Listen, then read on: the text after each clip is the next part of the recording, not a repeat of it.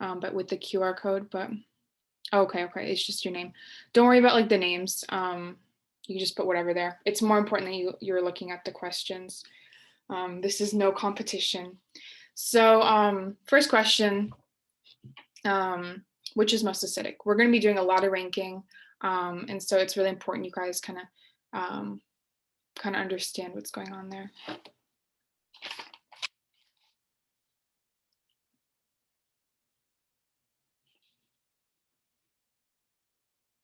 So you'll want to look at your Ka tables, and hopefully you guys can use the QR code to go into Slido, and then just pick the one you think is most acidic.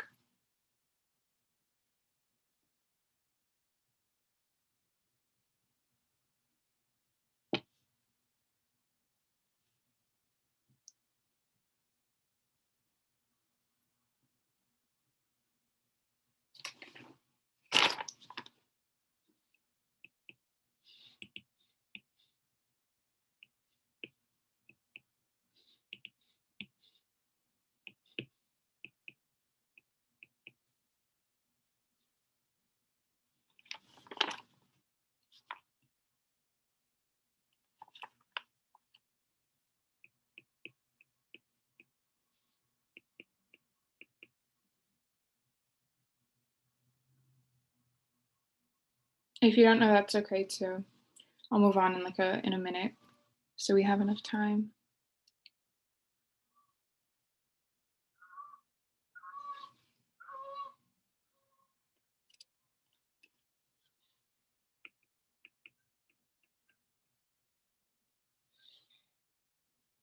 Okay. So just so you guys can tell, on the bottom molecule there, that's an I at the end. So that will be an anion of a strong acid.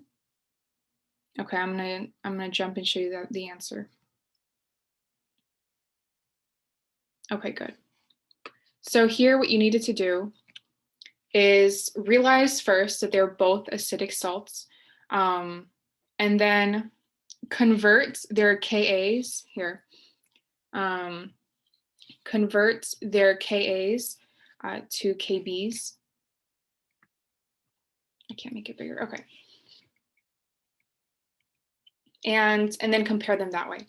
So, right, we just convert these to Ka. You'll just do 1e negative 14 divided by 1.7 e negative 14 or 9. We'll have 5.88 e negative 6. And then for the Kb,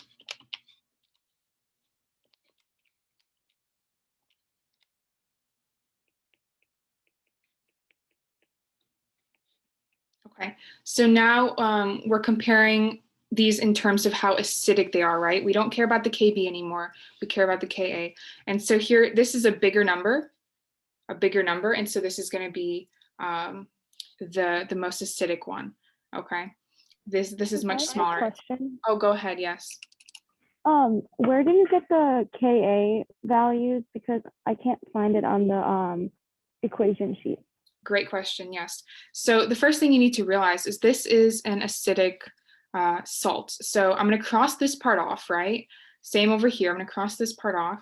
And then what we're left with is this component here, okay? So if we see, this is the conjugate acid for C5H5N. So if you look on your Ka sheet, you won't find a Ka, you'll find a Kb. And I wrote that right here. And what you need to do is convert it. You need to convert it to Ka. Why do we need to convert it to Ka? Because we are talking about this in terms of how acidic they are. And so this is also an acidic salt. And we're dealing with the conjugate acid of this base here. And so we want to be thinking about these in terms of Kas, right? And so all you need to do is you take the Kb, so you do 1 to negative 14th power divided by the Kb will give you that Ka value. Okay, does that make sense? Yes, thank you. Okay, great. Okay, we'll jump to the next question then. So similar situation here. Which one is most acidic?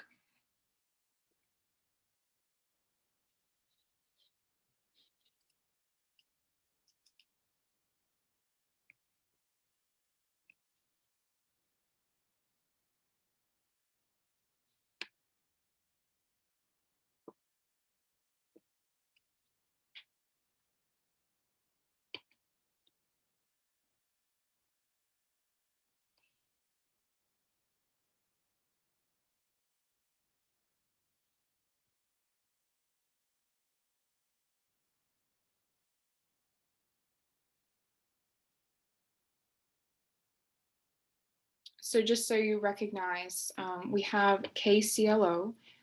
So we recognize that K, the potassium, is from KOH, which is a strong base. So we know the first one is going to be a basic salt.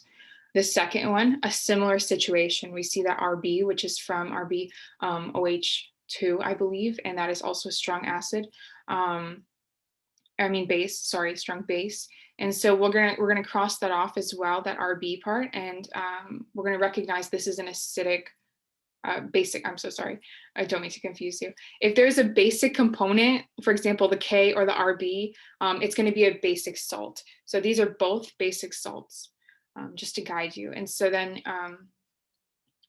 you're gonna go see, you're gonna look at your Ka table. You're gonna find HClO, you're going to find, which one is that? The phenyl, which is C6H5OH, and you're going to convert those to Kb values because we're dealing with basic salts, not to confuse you. You actually will get the same answer if you just look at the Kas, but the more correct way, and I'll show you. So let's hurry on here. Right, good. So let's see what's going on. Again, we have those basic salts. We have basic salts. So this is, we're not dealing with acids here, okay? Even though this component is from an acid, we're dealing with basic salts. Both of these are. Okay, so again, like I mentioned, this is derived from HClO. It's the conjugate base of HClO. So we want to get that Ka, which is 2.9 E negative 8, and this is the Ka. We want to convert it to Kb. That's the more correct way of doing it. We'll just do E negative 14 divided by the Ka. We'll do the same thing over here with the phenyl. It'll be the Ka will equal 1.6 E negative 10, and then we'll do 1 E negative 14 divided by that Ka value.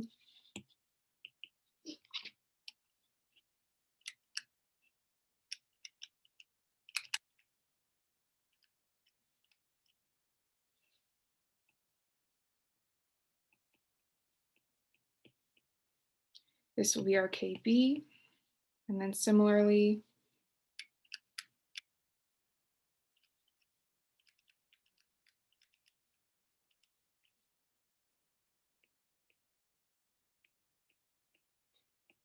okay, so at first glance, and I'm sorry I can't check the chat that often. At first glance, we will see this has the bigger value, right? But we need to know what we're talking about here. We're talking about Kb, right? And so at this point, we're comparing which is most basic, right? We're looking at Kbs. What we really want is which is most acidic. However, the reason I converted it to Kb is because we are dealing with those bases, right? And so at that point, we want to see which is the most acidic, so we see which is the least basic, right? So this one is a worse base because it's a smaller Kb. So this one's going to be most acidic. So that is why KClO was the answer for that one. Okay, I have a question. Will the review question on the actual quiz most likely be a ranking question? Yeah, you'll definitely see a ranking question. That's why I want to go over them with you. Okay, so this might be a little trick, but it shouldn't be.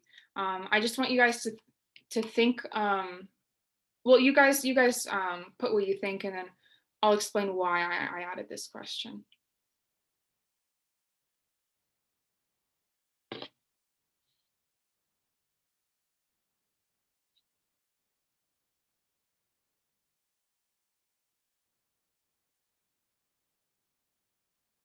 first label them like what they are, you know, what are they, you know, and then you can answer the question.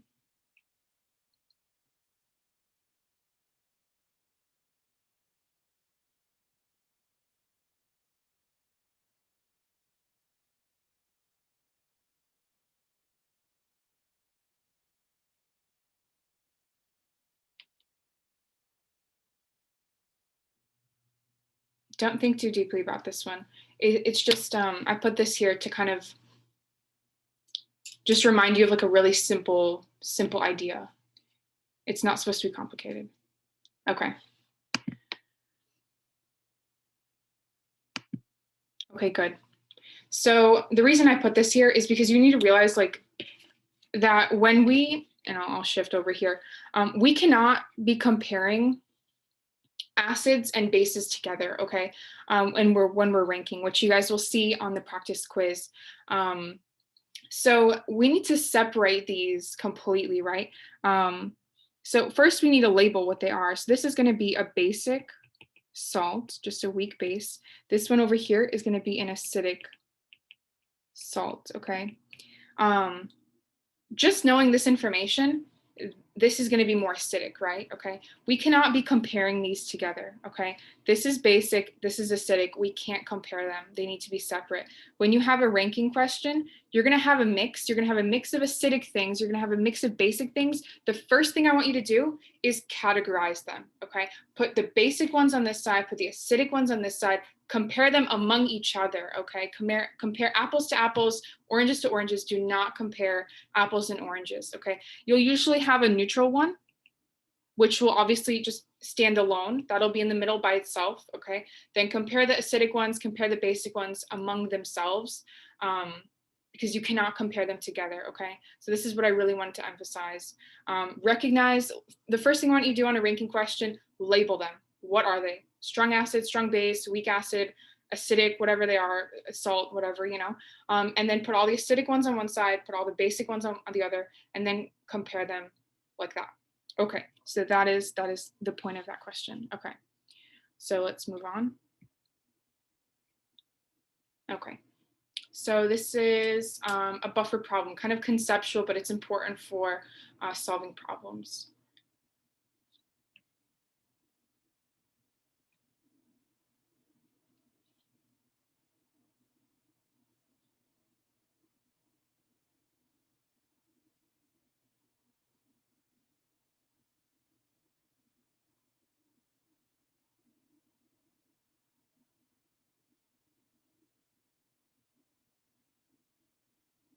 So here I'm talking about kind of like the ratio, or what do we need to mix in together when we want to create a buffer. Can we create a buffer when there's more strong acid than weak base? Can we create a buffer when there's equal amounts? Can we create a buffer when we have more weak base than strong acid that we're adding in? Okay. Okay. This is an important question, okay? Because, and I'll show you why. Yeah, I'm sorry, I'm not too active in the chat, but hopefully you guys can answer each other's questions. Okay, so for this question, here I kind of set up how we create a buffer system, okay? I have a reaction here just so we can see what's going on. I have a strong acid, and we're adding it to a weak base, okay? That's what's happening here. We want to add HCl, we want to add it to Cn minus, and we want to create that buffer system. Ideally, we want to create those conjugates, okay? We want to create the HCN, we want to create the Cn minus together in the same solution. That's what gets us our buffer, okay? Sorry, is this still following? Okay, yeah. And so the only way we can do that is when we have more weak base, okay, than strong acid. Because if we had more strong acid, right, if we had 2 here and we had 1 here, we would end up with 1 mole here. We would end up with 0 moles there. and then 1 mole here, okay? So all we're gonna be left with is acid. There's no weak base. We can't create a buffer that way. Similarly, if we have, let's say, what was my other option? Buffers form when we have equal amounts, right? When we have, let's say there's 2 here, okay? We'll be subtracting 2 on both sides here, okay? We'll end up with 0 on both sides here. All we're gonna be left with is 2 of the weak acid, okay? That's not gonna give us our buffer. We always want that system going on, right? So that is why we want more, let's say weak species, because it could be a weak acid or weak base, then strong, whatever the component is, again, strong species. If you have a weak base, you're going to be titrating it with, or you're going to be adding a strong acid to it to create that buffer system. If you have a weak acid, you're going to be adding that NaOH or a strong base. I have a question. A buffer can never be formed when we have a strong acid and an acid cation, or a buffer can never be formed when we have a strong acid and acidic cation. So, okay, just to clarify, because I don't know completely what you're asking, Jacob, but basically you can't create a buffer with 2 strong species. Or, so you can't, this won't work, or you can't create a buffer with 2 acids. Yes, exactly. So Jacob just put 2 examples of 2 acids, 1 strong one, 1 weak one. That will not create a buffer, right? You're just going to be left with acid in the solution, and that's pretty much it, because those 2 acids are not going to mess with each other. So, okay, great question. Let's move on. Okay. A little bit of a long one here.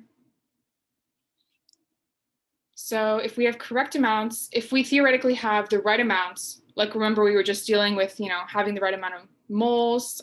If we have the right amounts, which ones can create a buffer system? So this is piggybacking right off of what Jacob was asking. What can create a buffer theoretically? How do we make it? We want to think about the end result. We don't want to think about the beginning. Clearly a beginning, like the definition of a buffer is to have those conjugates, but there are some ways to get there, right? We can add, strong base maybe, strong acid maybe. We don't just need those conjugates to be there already, right? There's ways to get there.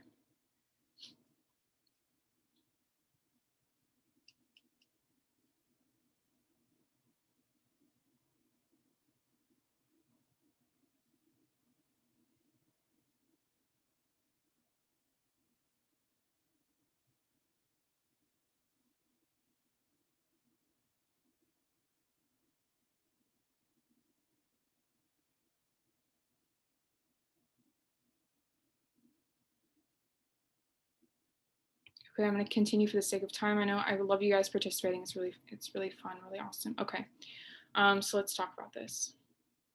Sorry, this stupid thing is in the way. Okay, I shouldn't have done that. I can't even read what the bottom one says. Okay, so let's talk about them in order. Okay, there we go. So the first one, we have strong acid and weak acid. Again, like I just said, we don't want acids to be mixing together. They don't do anything for us. Next one, a strong acid and weak base. Perfect, yes, we see that all the time. Next one, a strong acid and strong base. No, so we cannot create a buffer system with those 2 things because they completely dissociate. They don't have any conjugates for us to work with, right? Buffer system, we want conjugates. HCl and NaOH, they don't really have conjugates, they just turn into they just interact with water. Next one is saying a neutral salt and a weak acid. No, so we don't want any neutrals. Neutrals don't do anything. They're just neutral. They don't react. They don't help us. So they don't create any buffers for us. Next one is saying a weak acid and a weak base that are not conjugates. Okay, so this is not going to work because we want those conjugates to happen. And the last one, a basic salt and its conjugate acid. Perfect. That is the definition of a buffer. Okay, great. So you guys are pretty good on this one. And here I just set out some examples of what a buffer, what you can mix in together to get a buffer. As you guys recognize, you guys did pretty well in that question. So the first one, we have a strong acid here. That's going to mix with a weak base. We're going to get that buffer eventually, right? Because it's going to form the conjugate acid. Great. Okay. Next one, this is the definition of a buffer, having those conjugates there. So great. And the last one, same situation here. We have our strong base reacting with our weak acid, and that's going to create our conjugate as well. If we have the correct amounts, don't forget. Okay. Perfect. Okay, again, I'm sorry I'm moving quickly, but I'll have plenty of time for you guys to ask like questions nonstop. Okay, so that's the end with the quiz, but that's not the end for the unit, right? So here I kind of wanted to walk through what the triprotic process should look like. How do you deal with polyprotics? What is the process going to look like? And again, I'll be emailing everything right now, so don't like worry about taking notes too much. Just try to kind of understand what's going on, and you'll have these notes available after. So let's take a look. If we have this triprotic acid, okay, and a common question is, what is the final conjugate base? What is the final conjugate base? And I'm just going to write out what that molecule exactly is. So we're going to have PO4 3 minus. Okay, this is after 3 deprotonation events. Okay, so so it's asking what is the concentration of this thing. Okay, the first, we're going to need to go through 3 different ice tables, 3 different deprotonation events, and I can kind of walk you through what that looks like. Okay, so this is actually one of my students asked a question, and I gave her this setup, and I think it was really helpful, so that's why I added it here. So the first step you want to take is you take the initial concentration here, which is 3.17. You just do the regular ice table. You solve for X like normal, but this X value is going to be your next initial acid, right? We're gonna drag it over here. This will be our new acid that we're dealing with. This is going to be our second acid, and this H plus concentration or H3O plus concentration does not go away. Okay, we carry it over into our next ice table. It does not go away. So we're going to take this X value also and put it over here. Okay, so now we have all the information we need to know to set up our second ice table. We take our X value, we'll label it maybe X1, and then we'll put it back into our second ice table here. Okay, and then what we're going to do is same process as usual. We'll subtract and add and everything we need to do in the ice table. We'll eventually get these results here. Okay, so over here on the left side, the X simplifies to X because that X2, which is the next unknown value we're solving for, is really small. So we don't need to really worry about it. Here we're going from 0 to X2, so we're not going to simplify that. We're just going to keep it as X2. And over here, we're going to simplify it again, right? We're using that 5% rule to simplify it as X1, right? So this is the setup for solving for X2. Our goal is to solve for X2. We've already solved for X1. And basically, after you cross these off, it'll simplify to this value here, okay? Ka2 is usually equal to X2, right? Okay, so now we have X2. What is X2? It's gonna be our new acid, okay? We're gonna put that right over here, okay? Our new acid. And again, our H3O plus concentration never goes away. It's always there. So we're gonna drag that number down again. Again, that is a simplified number, okay, because the change is so tiny that let's just round it and make things simple. Great. Okay, now we're solving for X3. X3 is our answer, right? This was our goal all along, to find that final conjugate base concentration, okay? So that X3 is what we're solving for. and you just, again, use Ka3. Make sure not to use the same Kas. We want to use Ka1, then Ka2, then Ka3. And yes, so for this question, I didn't write it out, but they're all in your packet. We're dealing with H3PO4, which is in your Ka table, so you'll be able to use all those values. Okay, so that's all you need to do is solve for X3, and that is the answer to your question. Hopefully that process makes sense. Again, you will have these notes, and hopefully that is helpful. I want to move on to just the last part over here, just a little conceptual, talking about what titrations really are, and then we'll jump into the quiz, which is going to be starting very soon. So what are titrations? Basically, all you need to worry about is what happens when we have strong acid and strong base mixing together. We don't need to worry about any weak situations going on here. I had a question, this is from earlier, but what would the pH of strong acid and base mixture be? There was a question like that, yeah. So I think we're going to be dealing with it right now, Jerry, with these titrations. I think we're going to be looking at it right now. Hopefully I answer your question. Okay, so here I wrote out an example. We have a solution with 4 moles. Again, always want to be dealing with moles in titrations, in buffers, always want to be dealing with moles, not molarity. So I drew 4 dots to represent 4 moles. And my question is, how many moles of NaOH do we need to reach the half point, or the midpoint, or the 0.5 equivalence point? Yeah, you guys tell me. 2, good. So those 2, we're gonna be adding 2 over here.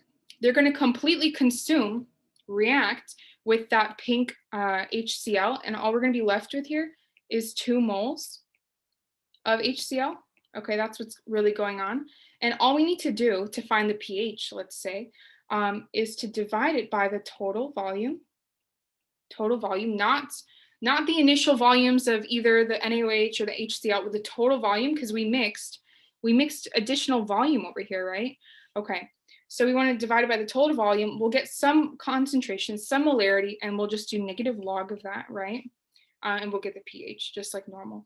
Okay, so that's that. And then just to go over, what would we need to do for 1 equivalence and then 1.5 equivalences? You guys tell me. So 1 equivalence, 4, right? 4 and 6, perfect, Jerry. Yeah, you got it. Okay, so that's kind of, I just wanted to introduce those concepts to you. I'm sure you've already kind of had a feel for it, but I wanted to make sure you understood what was going on conceptually, and it'll help you a lot to solve problems. Okay, so I also have another example here where you just find the pH like I just went over. So let's say you have 20 liters here. Let's say you add, I should have added a volume over here. Let's say 2 liters.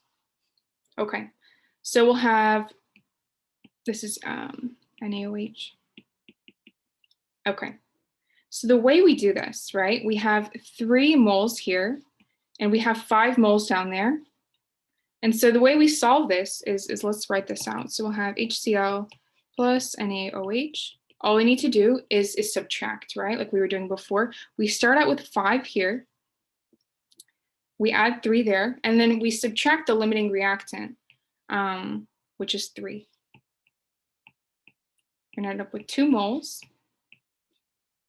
0 there. And so now we take these 2 moles and we divide it by the total volume, which is going to be 22 here, okay? And so that just ends up being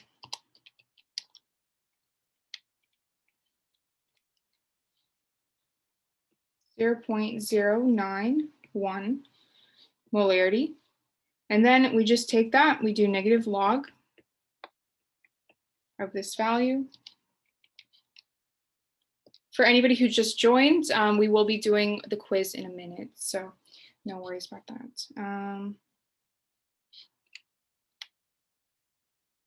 Okay, then the answer will be a pH of 1.04.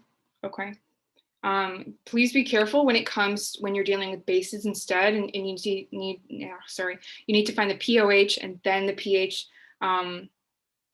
Yes, okay. So any questions? I'm going to start setting up for the quiz. While I'm setting up, you guys can ask some questions. So I had a question. So the NaOH neutralizes 3 moles perfectly. Yes. It reacts with it, turns into water, and then it's gone. Yeah.